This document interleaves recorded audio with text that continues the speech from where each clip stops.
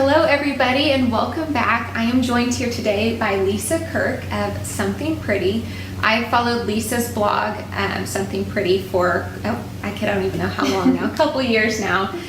So welcome Lisa, I'm so glad you're here. Why don't you tell me just a little bit about your journey through Southern weddings and Something Pretty? Yeah, oh my gosh, well, thank you so much for having me. I'm so excited to chat with you about this and so honored. So like you said, my name is Lisa and I have been blogging on Something Pretty since December 2010. I started my blog after my first magazine internship. I was a magazine journalism major in college and always knew that I wanted to work for a wedding magazine. So long story short, after that first internship, I discovered the world of blogging in general and wedding blogs and fell totally in love with it and was encouraged by my supervisor to start a blog. And so for the rest of college, that was my junior year. So for the rest of college, I blogged 5 days a week, Monday through Friday, and Something Pretty started out as a wedding blog. And my goal for it was to basically create a portfolio showing my style and my ability to write about weddings, my familiarity with the industry and everything like that, in the hopes that I could then,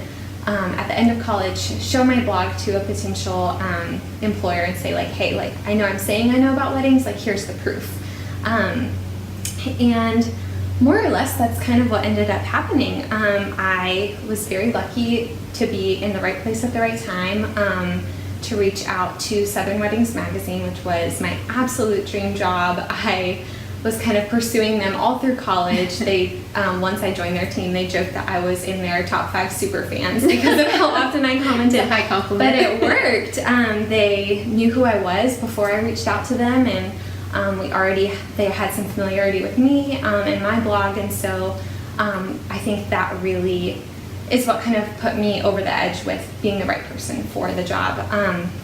So I graduated from the University of Texas in 2013 and got a job offer from Southern Weddings 4 days later, and then a month later moved up to North Carolina. That's incredible. Southern Weddings is based in Chapel Hill, and for 4 years I was an editor there, and it was an absolute dream come true, truly. I'm so grateful that I had the opportunity to have that job. It was everything I hoped it would be. I loved the team I worked with and the mission of the magazine. But a lot happened outside of my 9 to 5 during those years too. I got married to my husband Dave, and we had our son just about a year ago. At the time we're filming this, he'll be 1 in 6 days. So little cutie. So we had our son Charlie, and I never expected how much motherhood would change everything. I think before I became a mother, I kind of thought that having a baby would be like having an accessory. He would be an add-on to the life that I had already built, and that was not the case. And maybe it is for some people, but for me, it changed everything. It wasn't just like a title that I added to my list of like, oh, I'm like a wife, a mom, a writer, an editor, a blogger. It wasn't just an add-on to that. It changed my role as a wife. It changed my role as an employer at Southern Weddings. It changed everything, and I didn't see that coming.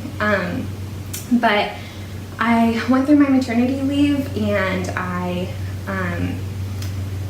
when I came back from it, I realized that I was so grateful for the time that I had at Southern Weddings, and it wasn't going to be the same anymore. No matter what I did, whether I put Charlie in full-time daycare and went back to work full-time, I was working from home part-time, which they were so kind and generous with giving me that flexibility I had asked for, but it just wasn't the same. Right. And through just a lot of prayer and a lot of tears, I realized that that season of my life was over, and that's kind of what led me to where I am today. And now I am still blogging on Something Pretty. That's kind of been the one thing that's been constant through all of this. It did change once I started working for a wedding magazine. I no longer ran a wedding blog. That would make sense. But that was a really sweet opportunity for me to write about other things that I was passionate about and explore other interests, and just kind of keep that mindset going of looking for the little things in life to appreciate. And I love fashion, and that's a big part of my blog as well. And just over the years, and pretty recently actually, I've really refined what I want Something Pretty to be now in this new season of my life. So now I'm focusing on feminine style and joyful living for city moms, and that's something that just resonates with me so much, and I'm so excited to explore more. And I also, through many kind of serendipitous events, am going to be launching a copywriting business, Lisa Kirk Writing, where I will be doing copywriting in the wedding industry for wedding vendors, blogs, social media, and submissions. So I'm kind of just about to get that off of the ground, which I'm really excited about. An exciting season of life. Yes, it is. Well, I think, just starting from the beginning, I think it's incredible, and I have just as long as I've followed your blog, I think it's incredible that you had the foresight to create your own portfolio for your potential employers down the road. I think that was so brilliant as a college student when most people wouldn't be thinking with that much foresight, and I'm sure that that's helped kind of hone your writing abilities along the way as well. Oh, definitely. I mean, I wouldn't necessarily recommend college students blogging that much, even though it was the number one thing that helped me get a job, no doubt about that. But I mean, it was a sacrifice too. I think I gave up a lot of my typical college experience in order to create that much content and be writing that regularly. But I mean, it's all just, it's all pros and cons, and I can look back and say like, oh, I wish I had, done things a little bit differently, but ultimately it got me to where I am today. And I do still say though that to college students who want to work in, an editorial industry or in marketing or PR or anything like that, one of the best things you can do is create a really well-curated, branded Instagram or write a blog, because this is just the day and age we're looking at. Like, your resume almost matters less than your blog or your online like a living presence. portfolio. Exactly, yeah. And so I think that's the best thing you can do to prove that you can, do what it takes in those type of jobs. Yeah, so. Absolutely. Well, and again, going back to what you were talking about with your transition, both to and from Southern Weddings. I've told Lisa this before, but I follow a very select few blogs. But one thing that has resonated along the way with, again, just a constant throughout your blog is your emphasis on family and just what matters to you. Mm-hmm. And so I just want to commend you on following your intuition and realizing that, that was a different season of life, having a child, and you were able to transition into that so gracefully. Thank you. I'm so excited. It didn't feel graceful all the time. It never does from the inside, but outside looking in is always a whole different ball game. So, and I think it just, again, going along with that theme, when you told me that you're starting a copywriting company, that's the first thing that I thought of is you are going to be able to use those writing skills to help other brands kind of hone in on their voice and the direction of their company. And so anyways, can you tell us just a little bit about maybe the first thing that you would recommend somebody do to elevate their copy today? Yeah, absolutely. There's a phrase so I went through journalism school, and there is a phrase in journalism that is kind of funny, but I kind of like it. It's kill your darlings. Okay. And so my number one piece of advice for people who just want to hone in their copywriting really quickly is to delete things. That is kind of the first thing I would recommend, because I think especially when, we're talking about ourselves and we're talking about our business, there's a lot we want to say. We want to tell that whole story. But especially online, we have so little time to capture people's attention. And so I think if there is something on your website or on your blog or even just in a blog post, anything, because anything that we put out there online in writing needs to further our brand. There's nothing neutral. It either furthers our brand or takes away from it. I believe that pretty strongly. And so I think if there's anything that doesn't feel authentic to you, that doesn't feel genuine, that doesn't really sound like your voice, and doesn't, propel your brand forward, just delete it. And I think that people would be really surprised if they just took, a ruthless red pen to their own writing, how much tighter and just stronger that their copy would be. So without even having to rewrite anything, you can make your copy stronger just by scratching stuff Take out half of it. And it's hard. That's why the phrase is kill your darlings, because when you work hard on writing, it is hard to delete those things. It's a lot more personal. But it's so worth it, and you can kind of strip away the fluff and get to the really good stuff, the things that people will read, because it won't be this giant block of text. It'll just be a couple really strong sentences that further your brand. So that would be my wonderful first piece of advice. I think that's great advice, and that's something that I've heard. But of course, like you said, it's hard to actually implement that. Oh, for sure. Okay, so going back to Something Pretty, you've obviously maintained this since 2010, you said, so quite a while, through a lot of different seasons of life. Can you talk a little bit just about what goes into running that, how you make the decisions on just what content to put out, how much, just that kind of stuff? Yeah, absolutely. So, yeah, you're so right. I mean, I've been blogging through all these different seasons, and the way that I've approached it has changed so much in each season. It changed when I was a college student blogging 5 days a week, and I could stay up through all hours of the night blogging. When I got married, lo and behold, I couldn't do that anymore and didn't want to. And now having Charlie, it seems like that time has diminished even more.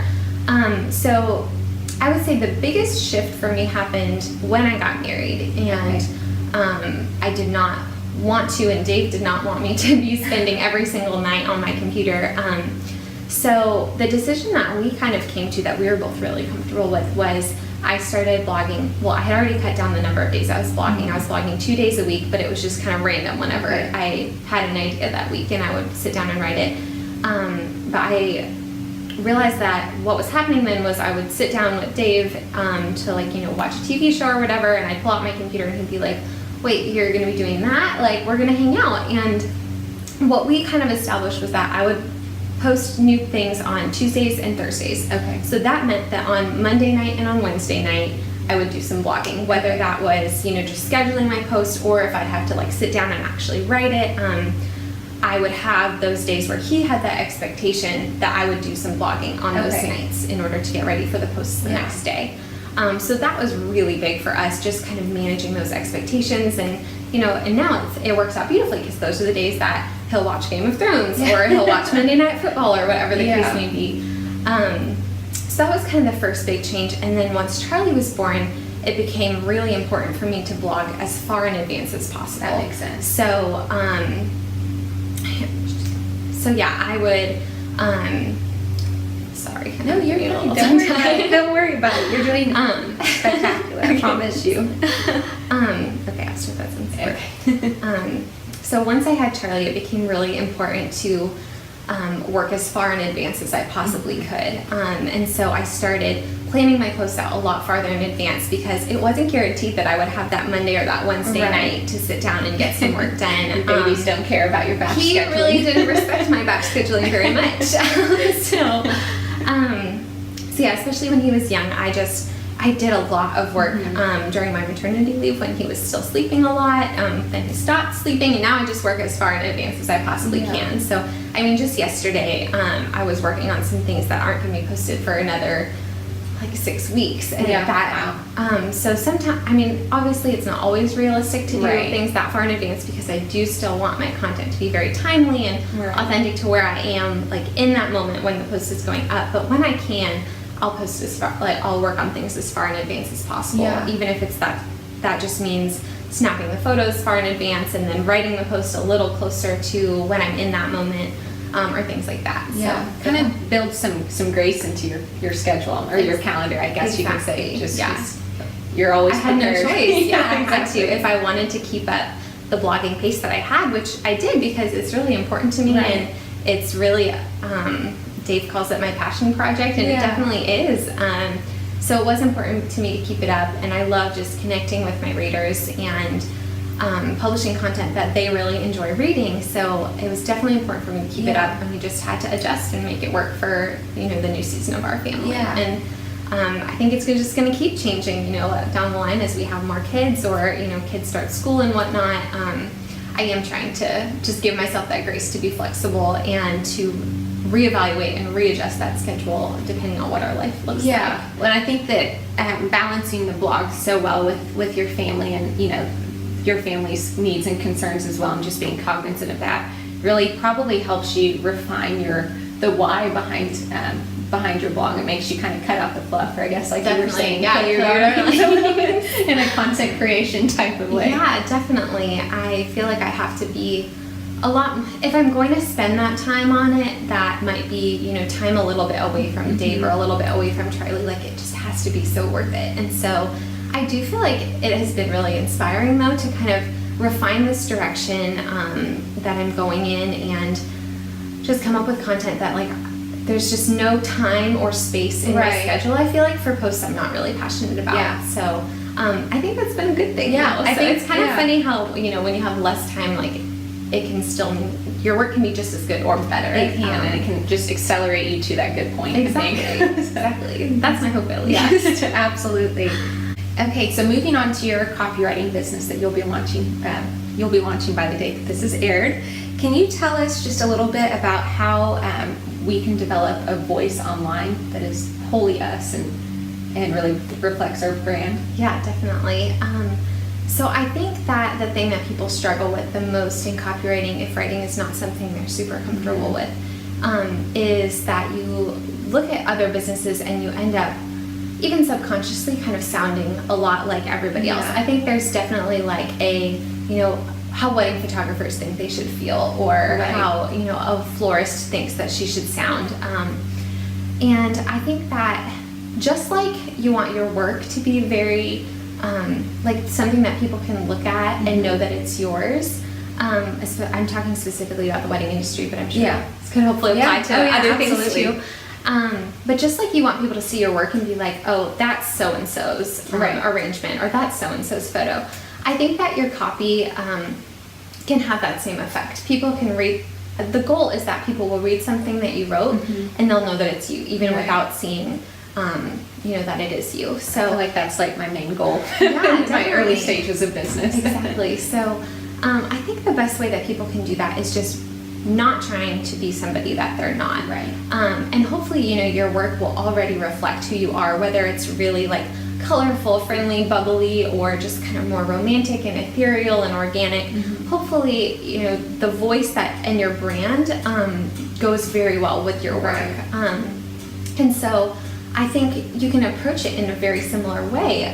If you are writing something, let's say, for example, that you have one of those maybe you're a film photographer and you love just like those soft, airy, beautiful images. I mean, who doesn't? I was going to say, yes. But if that's your style, and then let's say your Instagram captions are really casual because you're just kind of putting it out there the way you think it should sound, and it's more like the kind of, hey y'all, like going out for pumpkin spice lattes, and paired with these, you know, really soft images, that's not going to look consistent, and it's not going to look authentic. Even if you are kind of typing the way you might talk, this is not necessarily going to further your brand. So I think that you want your copy to match your brand as closely as possible. And so if you can, you know, find that balance between sounding like yourself, but hopefully, you know, your work is already reflecting yourself, and so that won't be too much of a stretch.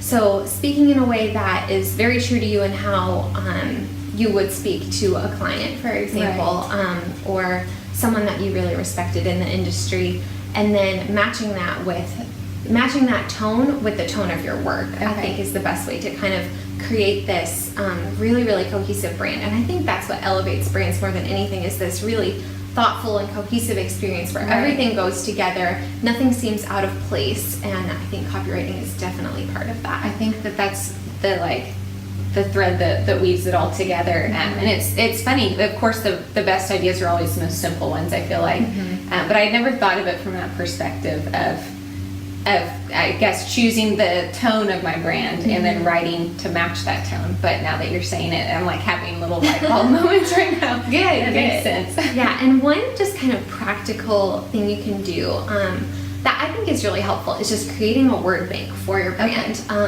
So if you sat down with a piece of paper and you wrote down all of the words that you want people to associate with your brand, and then you can take those words and use them, like use those words in your, if, you know, let's say for example, joyful is one of the words you want people to associate. then when you're posting things on social media, use joyful words and talk about, maybe choose like the most joyful images from a wedding, the, you know, confetti at the end of the night, the popping champagne with the bridesmaids, and like talk about those moments. And even if you're not saying joyful, joyful, joyful all the time, the way that you're talking about those joyful moments, you'll automatically, you know, express that to, you know, your followers, your readers. So, but yeah, that word bank is a great thing that you can go back to. I mean, I do that for Something Pretty. I'm doing that for Lisa Kirk Writing.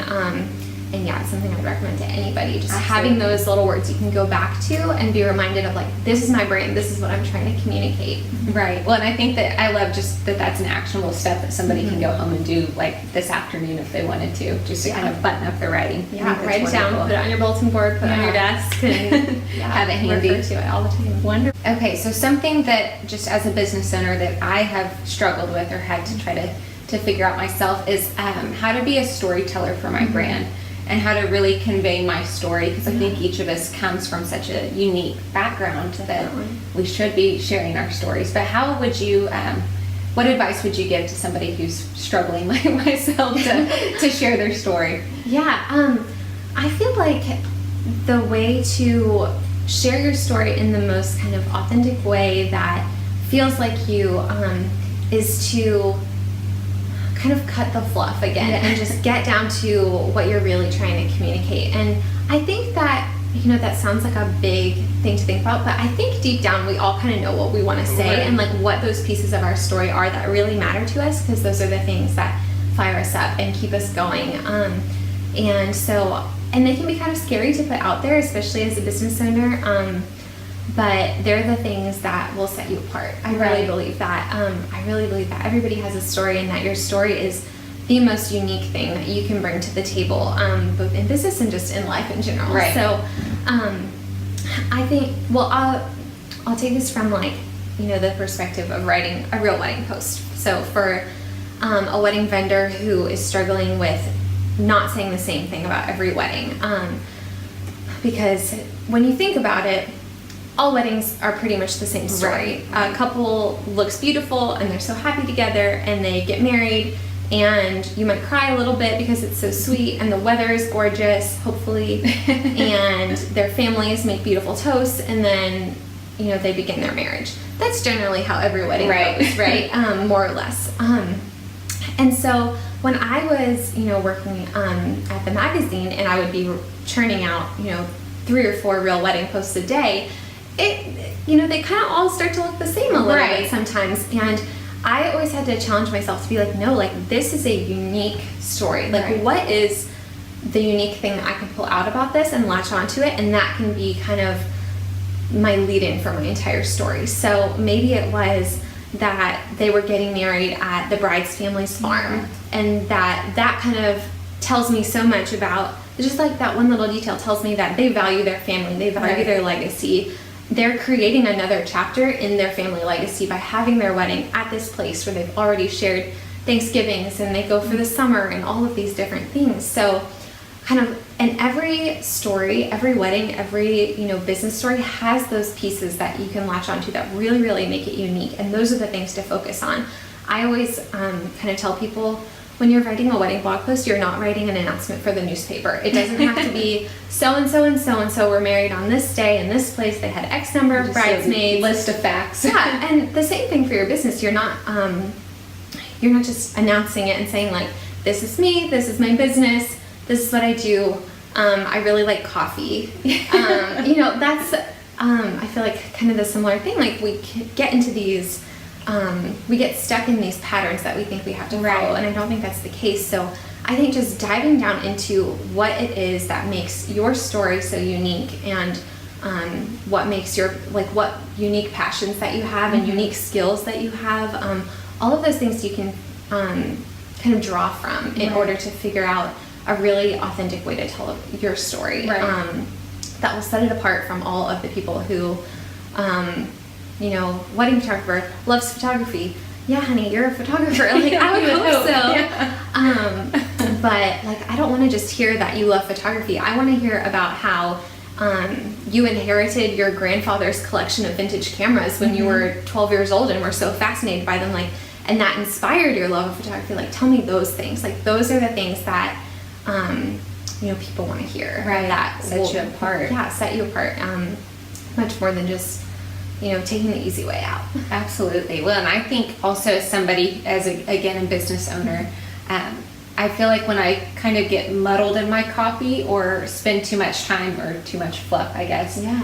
in my coffee, it does...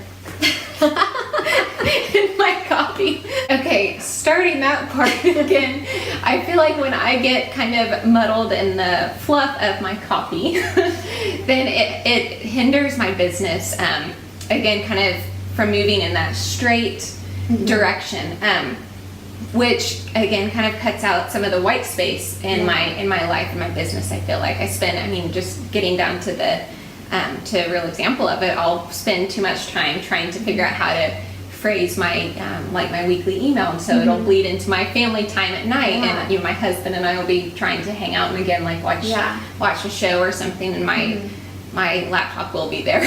Will be writing, unfortunately. Laptops are not a welcome addition to date nights. Not at all. And unfortunately, it happens frequently. I feel like when you can't figure out what to say. Yeah. So just in your words, how do you think good copy for business can help kind of create some of that white space that kind of helps your business elevate your life altogether? Yeah, definitely.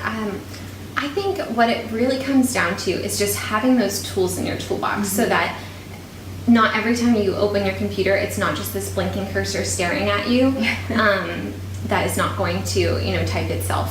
So having those pieces of your brain, having your word bank and knowing exactly how to speak in your brain's unique voice, having, your story that you can pull from and that can inspire you to teach about, whatever you're going to say in your newsletter, whatever you're going to say in your Instagram caption. I really believe that anything that we put out online needs to serve our audience and serve our reader. It either needs to teach her something or inspire her. Okay. And that's what people are looking for. That's that's the reason that people follow other people on the internet or subscribe to their newsletters and whatnot. And so thinking about it from your audience point of view, with those tools in your toolbox of okay, how can I inspire the person who's going to be reading this? How can I educate this person? And do that, using my brain story and using my brain voice. I feel like if that's always your goal, then that takes away a lot of that dead space of I don't know what to say. I'll talk about that pumpkin spice latte. Exactly. Yeah, exactly. So, and it is easier said than done. I can't even tell you how many times I've, gotten writer's block. More than I'm willing to admit as a professional writer. But I feel I have kind of a funny example actually of it's so much harder when you're not true to yourself. If you are true to yourself, the words will come. If you're excited about something, other people will be excited about it. But in my very first magazine internship is where it was at Pittsburgh Magazine. That's where I learned this lesson. Okay. Because one of my random assignments was to write some little it was 4 to 5 sentence things about science and technology in Pittsburgh. I am not interested in science and technology, nor am I knowledgeable about it, and I certainly wasn't then either. And so I spent, I don't even know how many hours researching, the different research that was going on at the local universities and all of these different things. And I ended up writing this, my little blurb for the Science and Technology newsletter about some neuroscience thing, and I sat back and looked at it and was I don't understand half of the words in this. I don't even know what I'm writing about. And I was just this, it just felt so icky, it wasn't me, it wasn't, and I just didn't care about it. I'm sure it was very important, but I didn't know what it was, and I didn't understand it, and I was okay, I don't know what this is, let alone if this is good and informative to people. So I took a step back and was okay, I'm going to find something in the science and technology realm that I'm actually interested in, even if it's not as advanced for the people who are reading this. I'm going to find something I'm actually interested in. And it took a lot more time to dig through all of this stuff to find something that that I did think was worth writing about. But ultimately I found something and I was able to write about it, and the result was so much better than whatever I don't even know what I had written about neuroscience. But I feel, so that's just kind of a silly example, but that's where I feel I really learned that lesson of it is really, really hard to write about something that you don't care about or that you're not passionate about or that you don't understand if you're writing about neuroscience. it is so much easier to write when you know what you want to say, you're fired up about the message. Right. Like, that's when the words come. Absolutely. It kind of breathes some life into the words. Exactly. And so when you approach it from that perspective and listen to your audience and know like what information they need, or what ruts they're stuck in that they need some inspiration for, and you have those answers, like, you're going to be excited about that. And that's when you'll be able to write so much more easily. The words will come and you'll be able to close that laptop and go like on your date night, or snuggle up with your husband on the couch, or whatever the case may be. Just live a life outside of your business. Yes, that is just always the goal. Having our businesses should serve our lives, not the other way around. Absolutely. Ever. I really believe that. I believe that wholeheartedly, and I feel like I'm always on a pursuit to figure out exactly how to do that. It's always a process. And I don't think we're ever going to be perfect at it, but that doesn't mean that we can give up trying. Absolutely. So. It's part of the experience, I guess. Yeah. Okay, so just going back a little bit to what you were saying about how you choose, there's a purpose behind everything that you put out, whether that's to educate or inspire. What goes into making that decision? How much, should it be an equal 50-50, or how would you recommend that somebody implements that practically in their business today? Yeah, I think, it's different for everybody, and it probably depends, what kind of business. Obviously, as a lawyer for creatives, your goal is probably mostly to educate people, because like, oh good Lord, we need education. Too much inspiration. Give me all the education, please. But let's say, for example, that you are a wedding planner, and most of what you're putting out there is, your work, and, the beautiful things that you create for your clients.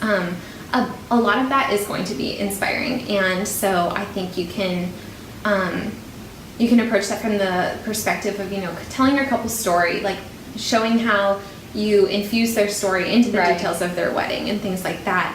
But then you might also want to educate people as to how to create a seating chart, how to create a ceremony timeline, whatever the case may be. So I think there's always going to be a balance depending on what industry you're in.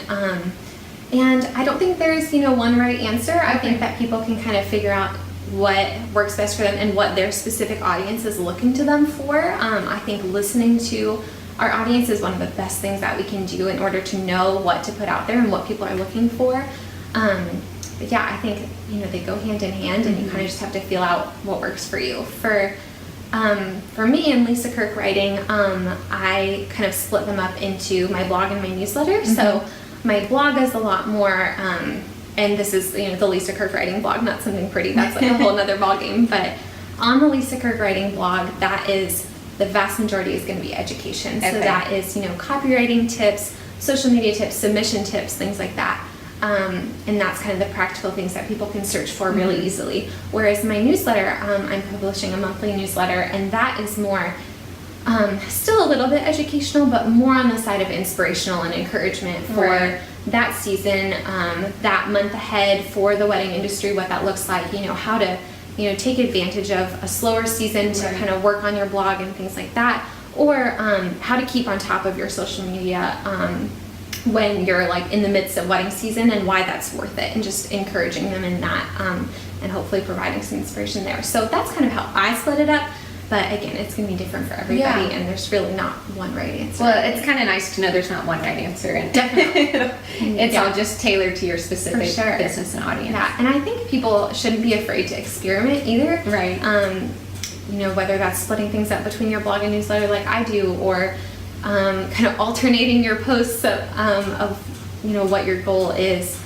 I think, people shouldn't be afraid to kind of try things out and see, where their audience is, what they want in which places, and just be very attentive to that. And absolutely, just try things out and see what works. Great. Okay, well, Lisa, it's been so fun talking to you today. Thank you so much. You've taught me so much just sitting here today. I know that everybody listening will as well. Oh, I'm so glad. Thank you so much for chatting with me. I'm so grateful and so honored. Oh my gosh, I'm so excited for what's ahead for you at Lisa Kirk Writing.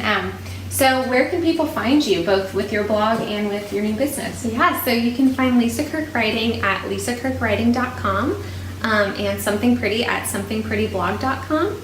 I'm also on Instagram at Lisa Janelle Kirk, Janel, and on Facebook, and that is facebook.com/somethingprettyblog or facebook.com/LisaKirkWriting. So that's, all the places you can find me. All right. Well, thank you so much, Lisa. It's been great talking to you. It's my pleasure.